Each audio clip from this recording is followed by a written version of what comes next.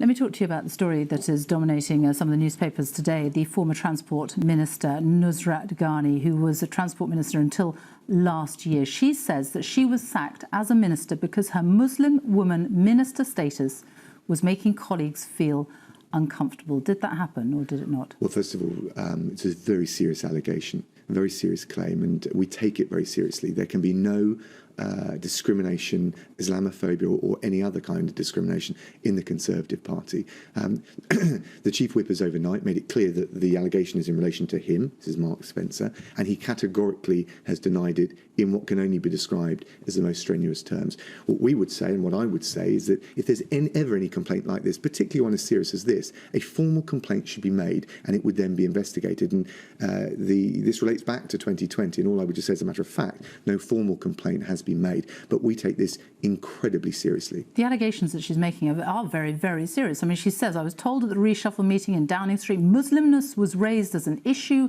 My Muslim woman minister status was making colleagues uncomfortable. There were concerns that I wasn't loyal to the party, as I didn't do enough to defend the party against Islamophobia allegations.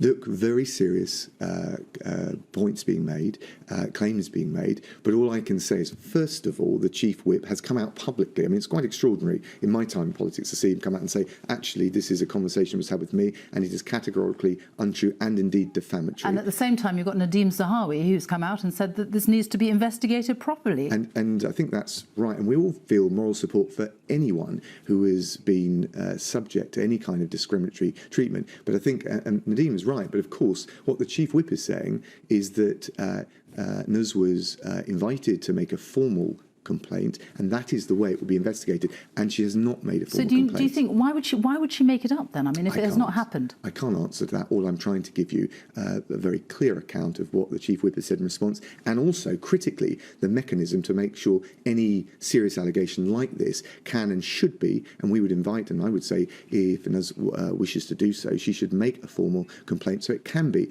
properly investigated. And in fairness, the Chief Whip made that point to her back in 2020. Should there be an investigation into this, because it is very clear that nobody quite knows what has happened and what hasn't. And that's right, and these things should never just be played out in this way. So should there be investigation? Well, I believe actions, a claim like this, as serious as this, should, but it can only happen if the person making the complaint makes a formal makes it formally. That's when the procedures kick in. And just to be clear about this, that advice was given to Nuz back in 2020.